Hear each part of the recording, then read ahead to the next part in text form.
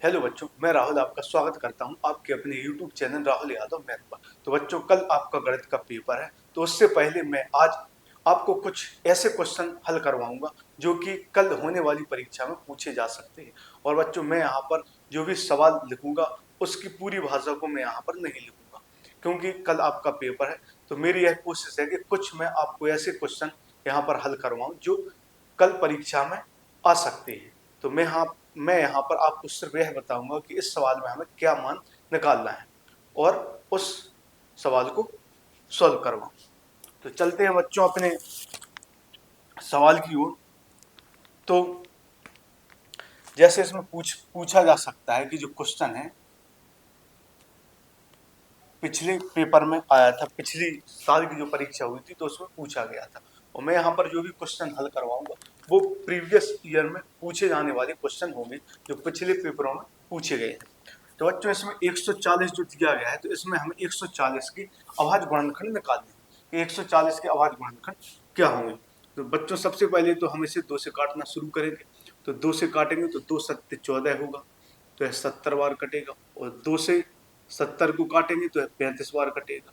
और 35 को 5 से काटेंगे तो 5 सत्ते 35 होगा और 7 एकम 7 होगा। तो सबसे पहले 140 को 2 से काटा तो 70 बार कटा। और फिर 70 को 2 से काटा 35 बार, फिर 5 से काटा, फिर 7 से काटा।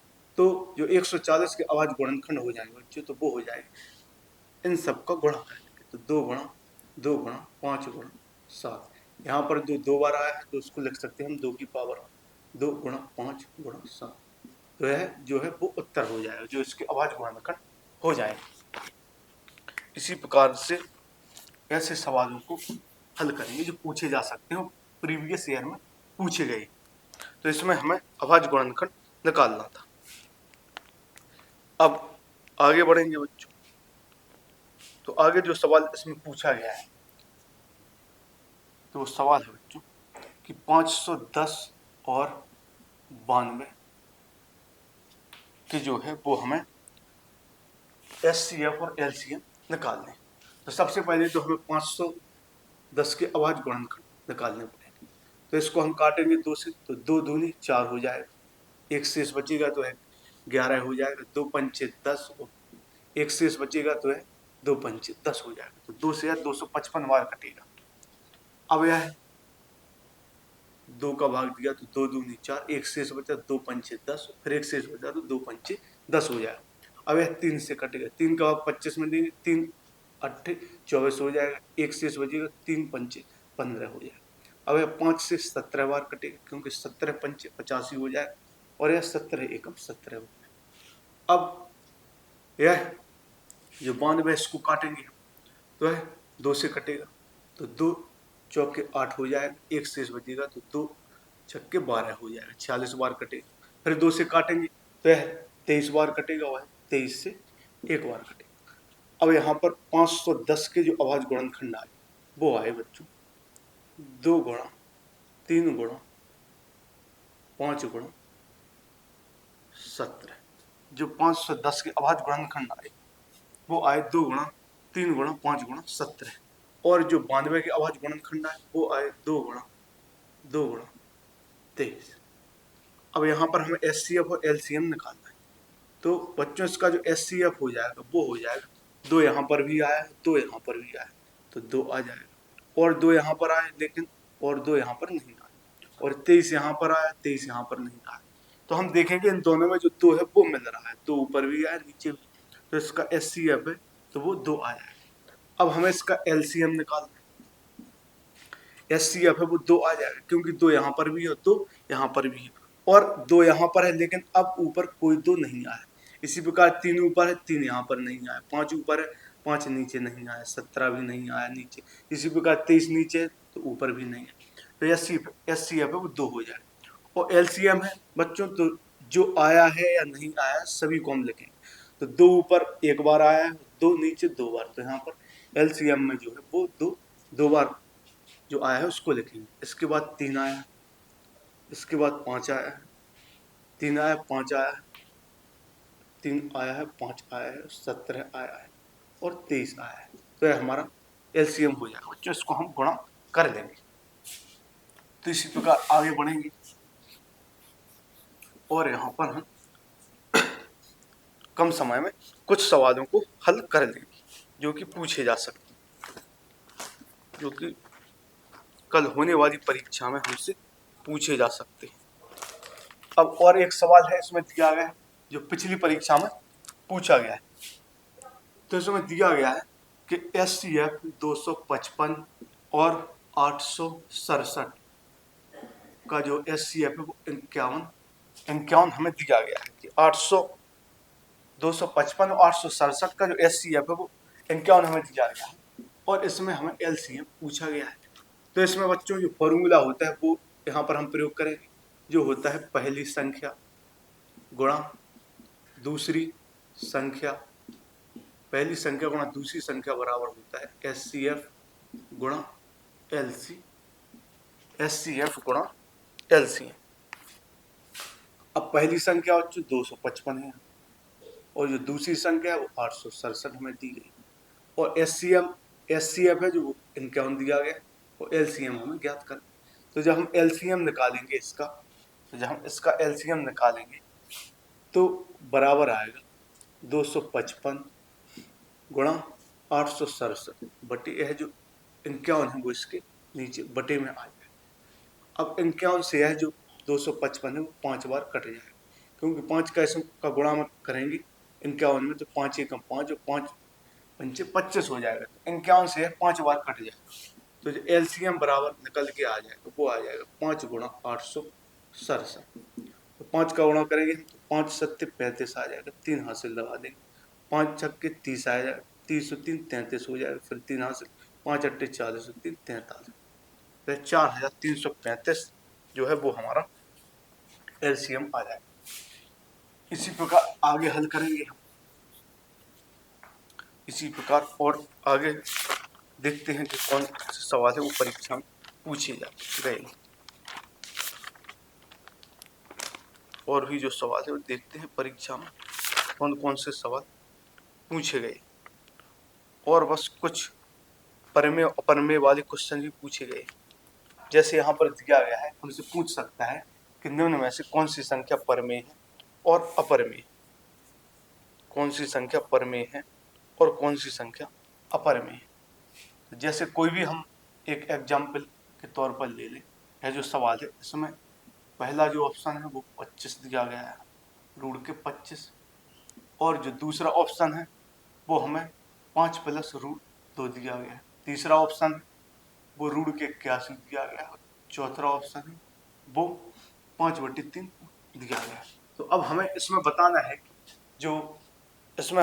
है कि इनमें अपरमेय संख्या क्या होगी, कि इनमें अपरमेय जो संख्या है इन 4 ऑप्शन में से कि जो अपरमेय संख्या वो क्या होगी। तो यह तो निश्चित ही परमेय संख्या होगी क्योंकि यह P/Q के रूप में, और यह जो 25 दिया गया है रूट के अंदर, जब 25 का वर्गमूल निकालेंगे तो यह 5 आएगा और बटे में 1, तो यह भी परमेय संख्या हो जाएगी।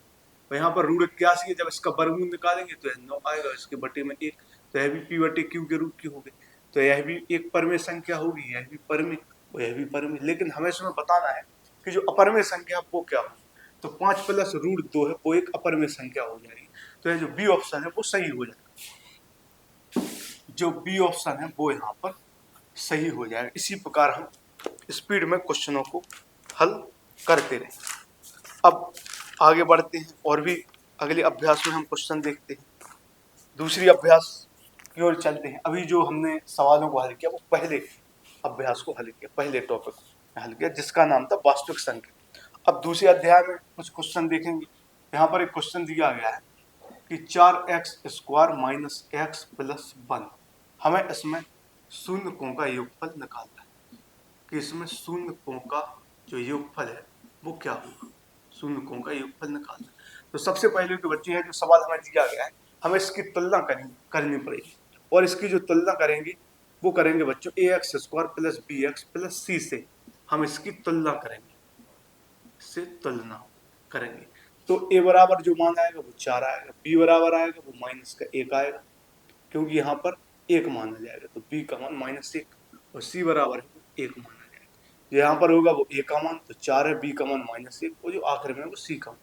अब जो शून्यकों का योगफल होगा बच्चों, यहाँ पर वो हम निकालेंगे। तो शून्यकों का योगफल, तो शून्यकों के योगफल का जो फॉर्मूला होता है वो होता है बच्चों माइनस के बी बटे ए। शून्यकों के योगफल का जो फॉर्मूला होता है बच्चों वो होता है माइनस के बी बटे ए। अब यहाँ पर हम मान रख देंगे माइनस तो है फॉर्मूले में ही, और बी का मान है वो भी माइनस का 1 है, बटे ए का मान 4 दिया गया है। अब माइनस माइनस प्लस हो जाएगा, तो यह जो मान है वो 1/4 हो जाएगा। यहाँ पर जो शून्यकों का योगफल आ जाएगा वो 1/4 निकल कर यहाँ पर आ जाएगा। तो इसी प्रकार सवालों को हल करते रहे, जितना हो सकेगा उतने सवाल हम इस क्लास में हल करेंगे। अब आगे देखते हैं कि कौन सा सवाल पिछली पूछा गया है और पूछा जा सकता है, और आगे हल करेंगे। तो जैसे यहाँ पर एक सवाल है पूछा गया है कि सवाल है इसमें दिया गया है कि x² + 7x + 10 यह एक द्विघात बहुपद है, यह पिछली परीक्षा में आया था। तो इसमें पूछा गया है सबसे पहले तो हमें इसके शून्यक निकालने हैं और शून्यकों तथा गुणांकों के बीच संबंध की सत्यता की यहाँ पर हम जांच करनी है। तो यहाँ पर हमें शून्यक निकालने हैं, किसके जो शून्यक है वो क्या होंगे, और संबंध की सत्यता की हमें जांच भी करनी है। तो यहाँ पर हम देखेंगे 10 का गुणा आगे करेंगे तो गुणा से 10 प्राप्त होगा, जोड़ने से 7। तो हमें यहाँ पर ऐसी दो संख्या प्राप्त करनी है कि गुणा करें तो 10 प्राप्त हो, जोड़ें तो 7 प्राप्त। तो बच्चों ऐसी दो संख्या है 5 और 2। 5 और 2 को जोड़ेंगे तो 7 आएगा, उनका गुणा करेंगे तो 10 आएगा।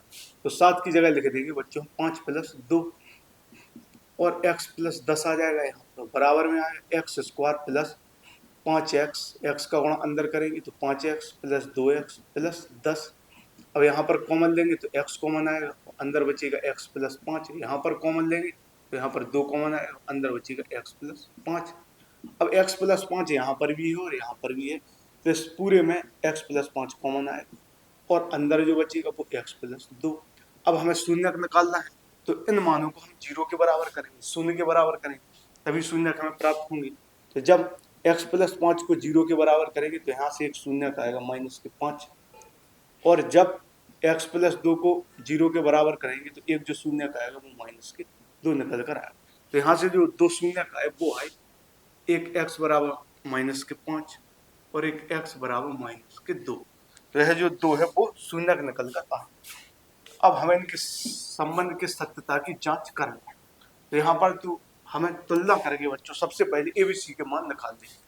तो यहाँ पर हम इसकी तुलना करेंगे AX² + BX + C से हम इसकी तुलना करेंगे। तो जो A बराबर आएगा बच्चों 1 आएगा, B बराबर 7 आएगा और C बराबर 10 आएगा।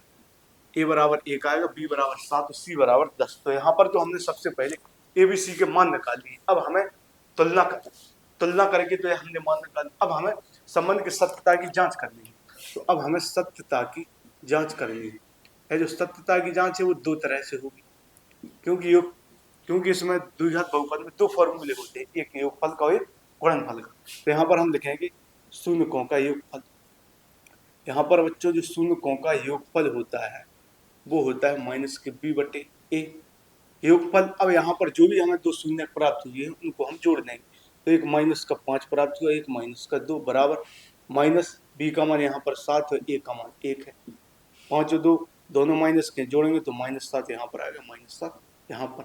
तो एक तो यह हो गई सत्ता की जांच। तो दूसरी दो तरीकों से होती है, एक योगफल से, दूसरी गुणनफल से। अब यहाँ पर जो गुणनफल होगा, गुणनफल तो उसका फॉर्मूला होता है C/E। अब यहाँ पर जो भी हमारे शून्य का है उन दोनों शून्यकों का यहाँ पर गुणा कर देंगे तो -5 गुणा -2 हो जाए बराबर C/A। C का जो मान है वो 10 दिया गया है, A का मान 1। 5 का गुणा -5 का 2 में करेंगे तो 10 आएगा, प्लस के यहाँ पर भी 10।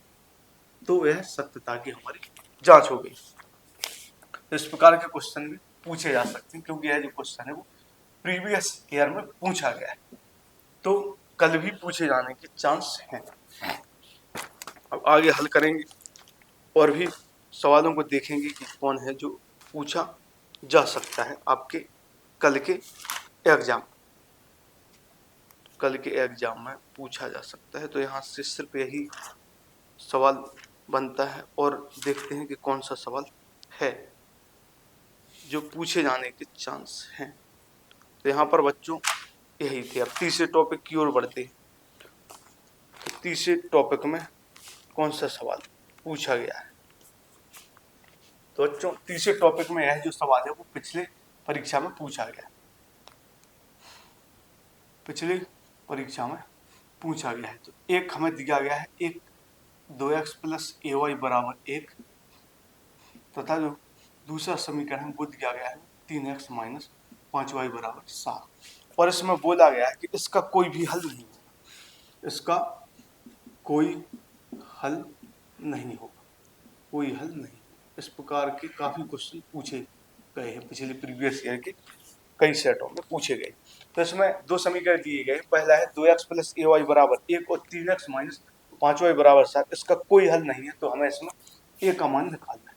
तो हमें ए का मान यहाँ पर निकालना है। तो इसको हम पहले सही तरीके से लिखते हैं, 2x प्लस ए वाई, इस एक को हम इस तरफ लाएंगे तो माइनस 1 होगा और बराबर में 0। अब यहाँ पर यह जो समीकरण है इसको भी हम लिखेंगे 3x माइनस 5y, 7 को इस तरफ लाएंगे तो माइनस 7 बराबर 0। अब पहला जो समीकरण है बच्चों, इसकी तुलना करेंगे हम a1x plus b1y plus c बराबर 0 से। इसकी जो तुलना है वो हम a1x प्लस b1y और प्लस c से हम इसकी तुलना करेंगे। तो यहाँ पर जो a1 बराबर आएगा वो 2 आएगा और b1 बराबर आएगा वो a आएगा, b1 बराबर a और c1 बराबर जो आएगा वो माइनस के 1। तो यहाँ पर जो हमने तुलना की a1x प्लस b1y और प्लस c1 से, तो यहाँ पर a1 का मान 2 आया, b1 का मान a, c1 का मान माइनस 1। अब यहाँ पर भी हम तुलना करेंगे तो वो तुलना करेंगे a2x plus b2y plus c2 बराबर 0 से हम इसकी तुलना करेंगे। तो a2 का जो मान निकल कर आएगा वो 3 आएगा और b2 का जो मान निकल कर आएगा वो माइनस के 5 आएगा और c2 का जो मान निकल कर आएगा वो माइनस के 7। यहाँ पर भी तुलना की तो a2 का मान 3 आया, b2 का मान माइनस 5 और c2 का मान माइनस 7। अब यहाँ पर बोला है कि इसका कोई हल नहीं होगा। तो जब कोई हल नहीं होता है बच्चों, तो उसकी जो कंडीशन है वो होती है कि a1 बटे a2 बराबर b1 बटे b2 is not equal to c1 बटे c2। तो a1 बटे a2 बराबर होता है b1 बटे b2 और यह c1 बटे c2 के बराबर नहीं होता है। तो हमें यहाँ पर इस कंडीशन से मान निकालना है। तो a1 का मान 2 है, a2 का जो मान है वो 3 दिया गया है और b1 का जो मान है वो a दिया गया है और b2 का जो मान है वो माइनस का 5 दिया गया है। अब यहाँ पर हम गुणा कर देंगे तो 3 का गुणा a में हो जाएगा तो 3 गुणा a हो जाएगा, माइनस 5 का गुणा 2 तो माइनस का 2 हो जाएगा और a बराबर आ जाएगा माइनस का 10 बटे 3। तो a बराबर जो आएगा वो माइनस का 10 बटे 3, क्योंकि यह जो दो समीकरण हमें दिए गए थे इसमें बोला गया था कि इसका कोई हल नहीं होगा। और बच्चों कोई हल नहीं होगा, इसकी जो कंडीशन होती है वो यह होती है, इस स्थिति में जो समीकरण है इसका कोई हल नहीं होते। तो इस नियम का प्रयोग करके हमने a का मान प्राप्त किया। तो यह पिछली परीक्षा में पूछा गया है। इसी तरह से आगे क्वेश्चनों को हल करते रहेंगे। तो प्रीवियस ईयर में पूछे गए हैं ऐसे क्वेश्चनों को हम हल करेंगे, क्योंकि ऐसे क्वेश्चन पूछे जा सकते हैं। आगे और भी हम क्वेश्चनों को देखते हैं जो प्रीवियस ईयर में पूछे गए। आगे हल करेंगे हम और क्वेश्चनों को। यहाँ पर देखते हैं कौन से क्वेश्चन और बन सकते हैं आपके लिए। अब तीसरे अध्याय में काफी सारे क्वेश्चन हैं। अब इसमें विलोपन विधि से क्वेश्चनों को हल करने के लिए बोला गया। तो यह जो सवाल है वो 3b का सवाल है और इसमें दिया गया है कि 3x माइनस 5y माइनस 4 बराबर 0 और एक समीकरण और है और 9x बराबर 2y प्लस 7। तो हमें यह विलोपन विधि से हल करना है। 3x माइनस 5y माइनस 4 बराबर 0, 9x बराबर 2y प्लस 7। तो यह जो दो समीकरण दिए गए हैं बच्चों, तो यह हमें विलोपन विधि से हल करेंगे। तो सबसे पहले हम इस समीकरण को लिखते हैं। तो यह हो जाएगा 3x माइनस 5y, वह जो 4 है इसको हम दूसरी तरफ ले जाएंगे तो बराबर में माइनस का है तो प्लस में हो जाएगा, तो यह समीकरण 1 हो जाएगा। इसी प्रकार जो दूसरा समीकरण उसको हम बदलेंगे तो यह 9x है और 2y को पक्षांतर करके इस तरफ लाएंगे तो यह माइनस का 2y हो जाएगा, बराबर में 7 है समीकरण 2। अब हमें इनमें मानों को बराबर करना है, या तो x को बराबर कर ले या y को। तो यहाँ पर हम x को बराबर करेंगे तो यहाँ पर 9x है, यदि हम समीकरण 1 में 3 का गुणा कर लें तो 3 तिया यह भी 9x हो जाएगा, तो x जो है वो बराबर हो जाएगा। तो 3 का गुणा करेंगे तो 3 तिया 9x हो जाएगा, माइनस 3 5 15y हो जाएगा, 3 चौके 12 हो जाएगा। यहाँ पर है 9x माइनस 2y बराबर 7। अब यहाँ पर हम देखेंगे जो हमने x को बराबर किया तो उसके जो चिन्ह है वो भी बराबर है। यहाँ पर जो 9x है और यह 9x दोनों जगह चिन्ह है वो बराबर है। जब चिन्ह मान भी बराबर है 9x और चिन्ह भी बराबर है तो ऐसी स्थिति में समीकरणों को घटा देती है, तो घटा तो यह माइनस में हो जाएगा, यह प्लस में और यह माइनस में, तो यहाँ पर ऐसे यह कट जाएगा। अब यहाँ पर 2y प्लस का है 15y माइनस के, 2y में से 15y को घटाएंगे तो यह माइनस का 13y आएगा। अब यहाँ पर 12 में से 7 को घटाएंगे तो 5 आएगा, तो y का जो मान आएगा वो माइनस का 5/13 आ जाएगा। अब हमें x का मान निकालना है, तो x के मान को हम किसी भी समीकरण में रख, तो यहाँ पर हम x के मान को समीकरण 1 में रख देते हैं। तो यहाँ पर लिखेंगे x का जो मान है वो समीकरण 1 में रखने पर, तो x के मान को हम समीकरण 1 में रखें तो समीकरण 1 जो है वो है 3x माइनस 5y बराबर 4।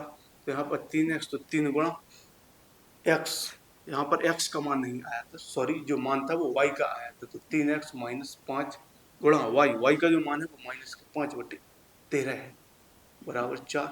अब 3x यहाँ पर माइनस माइनस प्लस हो जाएगा, 5 पंचे 25 हो जाएगा, तो 25/13 बराबर 4 और 3x बराबर आ जाएगा 4।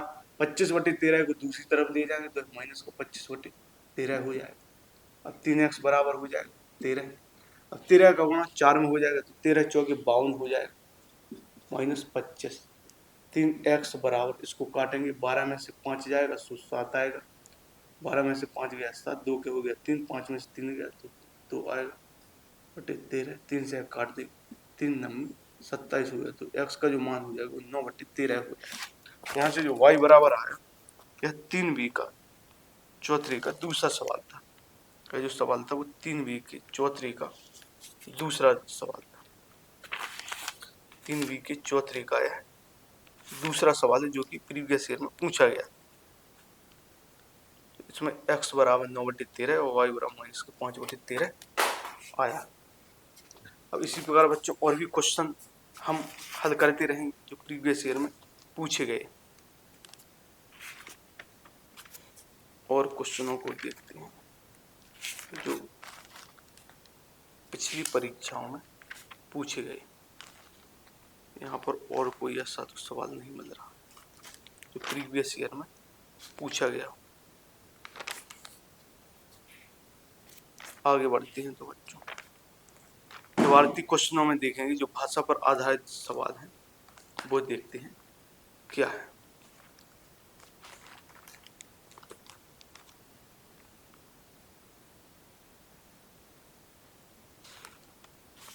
इस सवाल को हम बच्चों ही हटा देते हैं।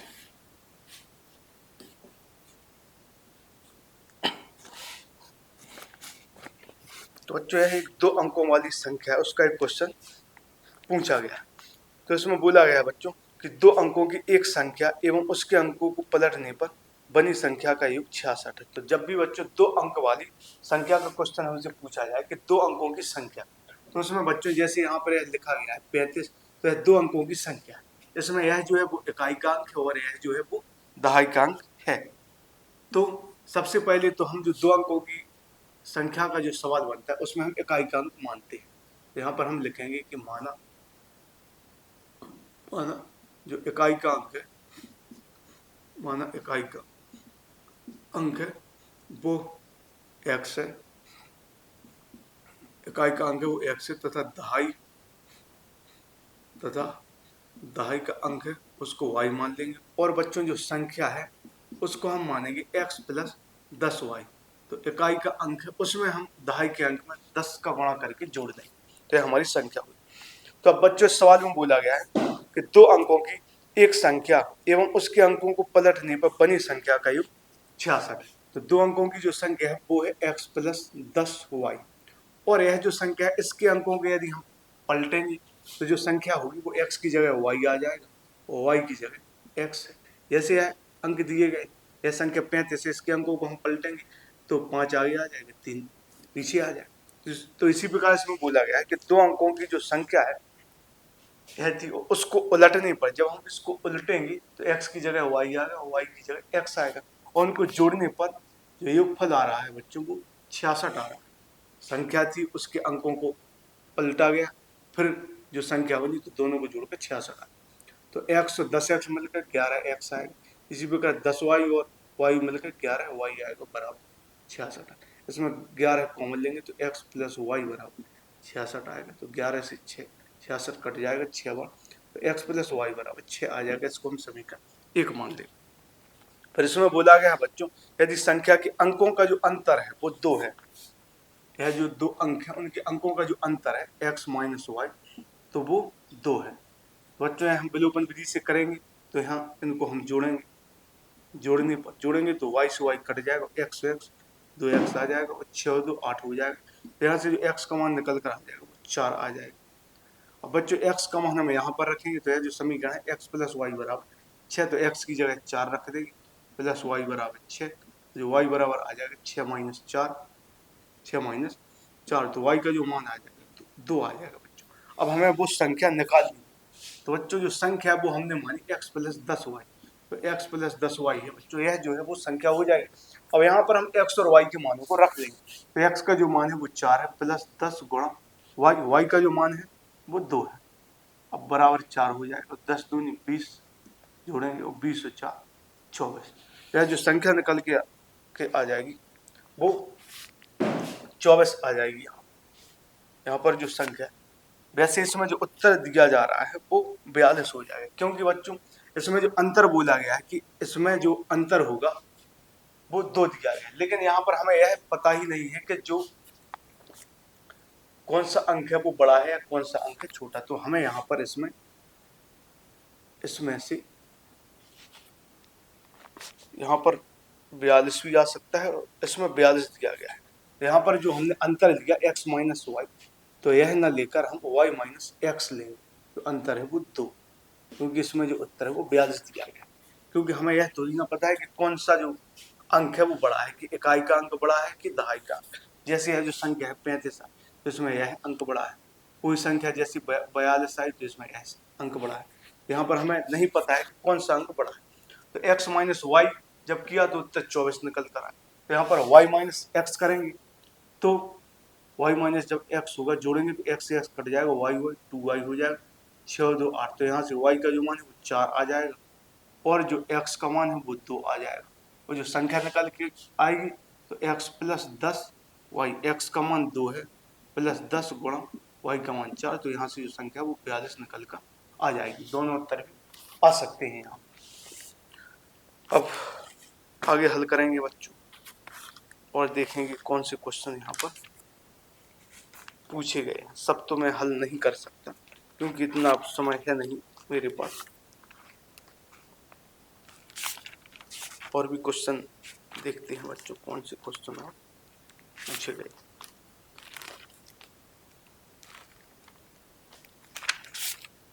और देखते हैं बच्चों कौन से क्वेश्चन चौथे अध्याय की ओर बढ़ते हैं कि चौथे अध्याय में कौन से क्वेश्चन पूछे गए। तो चौथे अध्याय में देखें,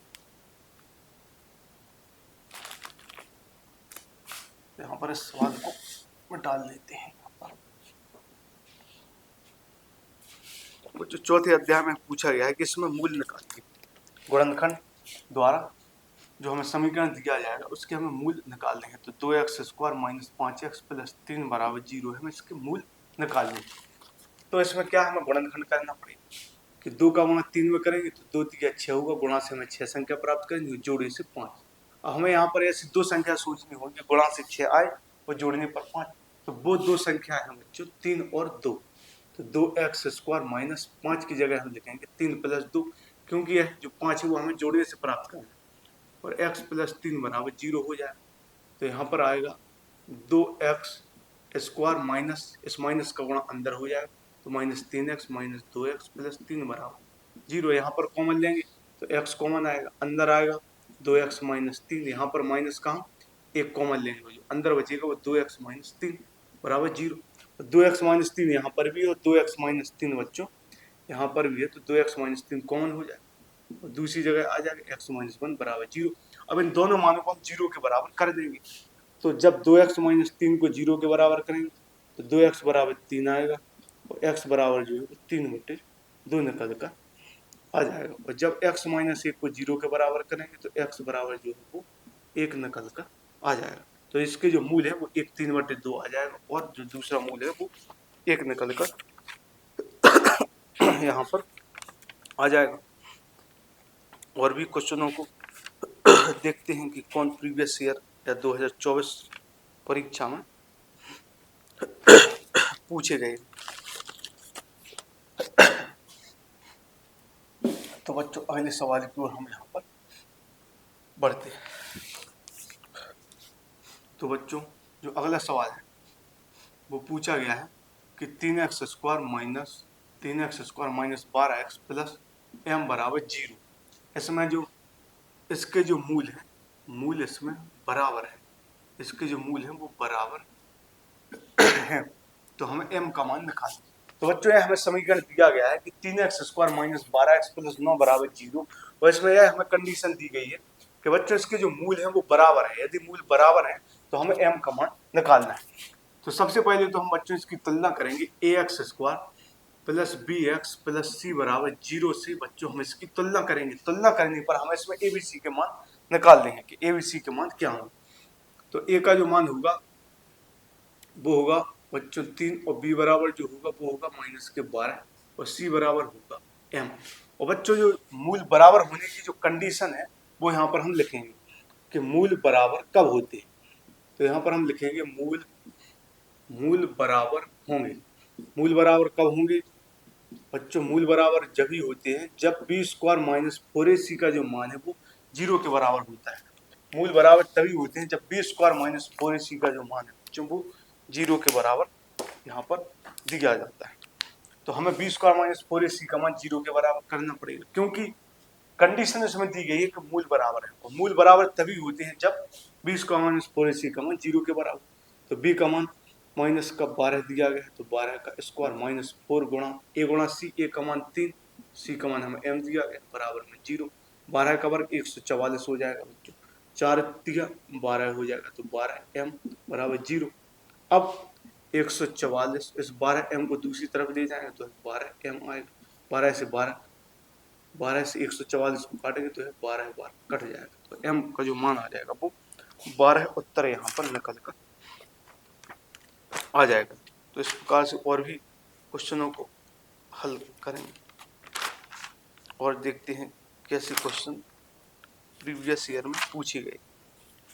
और भी क्वेश्चनों को समझ लेते हैं जो साधारणतः क्वेश्चन है वो पूछे गए। और यहाँ पर कोई क्वेश्चन ऐसा यहाँ पर नहीं पूछा गया। अब भाषा पर आधारित कोई क्वेश्चन देख लेते हैं कि जो इबारती क्वेश्चनों में से पूछा गया।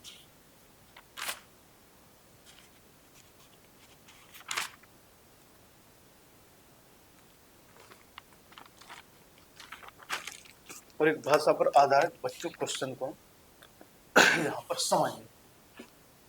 तो बच्चों इसमें एक क्वेश्चन यहाँ पर पूछा गया है। इसमें बोला गया है बच्चों कि एक जो बगीचे है तो बगीचे का परिमाप दिया गया है।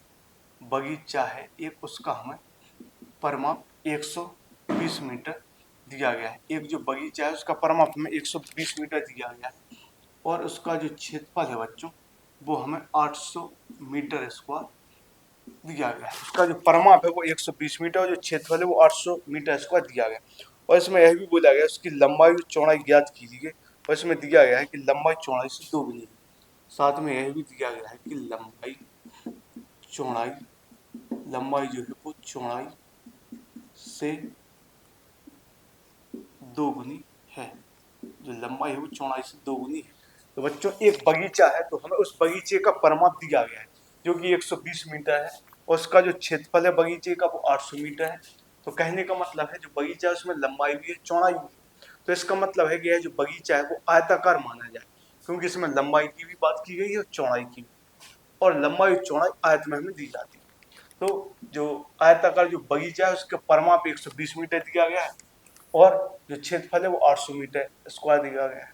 तो हमें ज्ञात करना है कि उसकी जो लंबाई चौड़ाई है वो क्या होगी।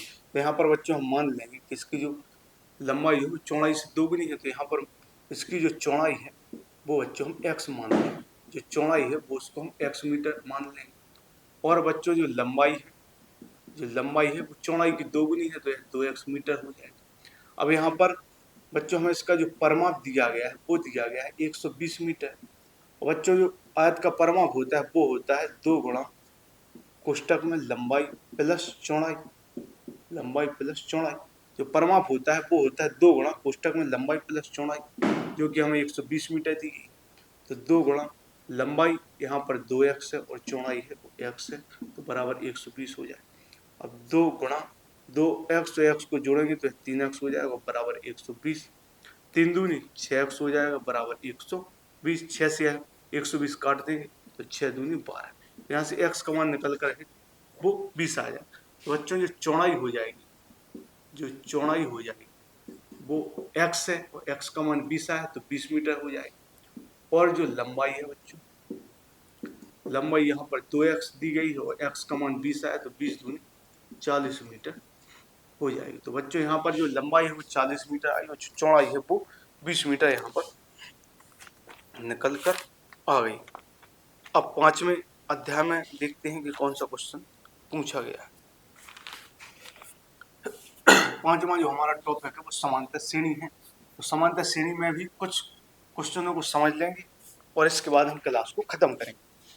तो बच्चों इसमें एक श्रेणी दी गई है जो कि एक समांतर श्रेणी है। जो हमें श्रेणी दी गई वो समांतर श्रेणी है जो है -5, -1, 3, 7। और बच्चों इसमें हमसे पूछा गया है कि इसका जो सार्व अंतर है वो क्या होगा। तो हमें इसका सार्व अंतर निकालना है। तो बच्चों यह जो श्रेणी हमें दी गई है वो समांतर श्रेणी दी गई है। अब हमें इसका जो सार्व अंतर है वो निकालना है। तो बच्चों सार्व अंतर हम कैसे निकालते हैं। सार्व अंतर, वह जो सार्व अंतर है उसको हम d से प्रदर्शित करते हैं और जो भी पीछे संख्या होती है उससे जस्ट आगे वाली संख्या को हम घटा देते हैं। तो -1 में से -5 घटाएंगे तो भी हमें सार्व अंतर प्राप्त होगा। 3 में से -1 घटाएंगे तो भी सार्व अंतर प्राप्त, और 7 में से 3 घटाएंगे तो भी सार्व अंतर प्राप्त होगा। जैसे -1 में से -5 को घटाएं, क्योंकि -5 के बाद -1 संख्या है तो इससे है पीछे वाली संख्या घटाएं। -1 से हम -5 को घटाएं तो -1 को माइनस माइनस प्लस हो जाए। 5 में से 1 रहेगा 4। यदि यहाँ से भी निकालना चाहें तो 7 में से 3 घटाएं तो भी 4 निकल कर आ जाएगा। तो यहाँ पर जो सार्व अंतर बच्चों निकल कर आ जाएगा वो 4 आ जाएगा। अब आगे और भी सवालों को समझेंगे कि और कौन से सवाल परीक्षा में पूछे गए और कल की परीक्षा में आपसे पूछे जा सकते।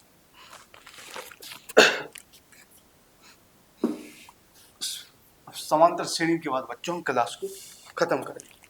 तो बच्चों एक सवाल है जो 2024 में पूछा गया है, वो है 10, 7, 4, ... यह हमें एक समांतर श्रेणी दी गई है। तो बच्चों हमें इसमें 20वां पद पूछा गया है। क्या जो हमें श्रेणी दी गई है, जैसे यह श्रेणी का पहला पद है, दूसरा है, तीसरा, इसी प्रकार इस श्रेणी में जो 20वां पद है बच्चों, वो 20वां पद क्या होगा। तो प्रीवियस ईयर में पूछा गया कि इसका जो 20वां पद है वो क्या होगा। तो सबसे पहले तो समांतर श्रेणी में हमें ए और डी निकालना पड़ता है, क्योंकि ए और डी ही समांतर श्रेणी की मुख्य जड़ मानी जाती है। तो जो पहले नंबर पर जो हमें दिया जाता है, माने या जहाँ से श्रेणी की शुरुआत होती है वही पहला पद होता है। तो ए बराबर 10 और डी बराबर 7 में से 10 को घटा देंगे तो यहाँ पर माइनस का 3 आ जाएगा। हमें समांतर श्रेणी का 20वां पद निकालना। तो बच्चों एक फॉर्मूला होता है समांतर श्रेणी के nवें पद का। तो जो nवां पद होता है वो होता है a + n-1 गुणा d। जो समांतर श्रेणी का nवां पद होता है वो होता है a + n-1 गुणा d। और जो a का मान है वो हमें 10 दिया गया है। अब हमें यहाँ पर 20वां पद निकालना है। 20वां पद है तो होता है nवें पद का फॉर्मूला। 20वां पद निकालना है तो n की जगह 20 रख देंगे, तो 20 - 1, a की जगह 10 रख दिया, n की जगह 20 - 1 गुणा d का मान हमें -3 दिया गया। तो यहाँ पर हो जाएगा 10 गुणा 20 में से 1 गया तो 19 - 3, 19 दिया माइनस के 57 हो जाएगा। 10 में से 57 जाएगा तो -47 निकल कर आ जाएगा। तो सवाल का जो उत्तर है जो -47 हो जाएगा। और भी कोई क्वेश्चन देख लेंगे जो पूछा जा सकता है या पिछली परीक्षा में हमसे पूछा गया। तो बच्चों और भी कुछ सवाल हैं उसको हम समझ लेते हैं कि जो पूछा जा सकता है।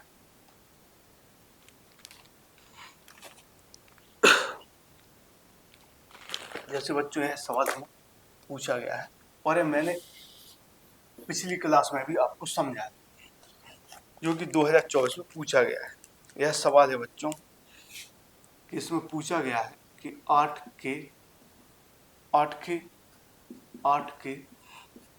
के प्रथम 15 गुणजों का हमें योगफल निकालना है। 8 के प्रथम 15 गुणजों का योगफल। और बच्चों यह जो है वो हमारे इस क्लास का आखिरी सवाल होगा।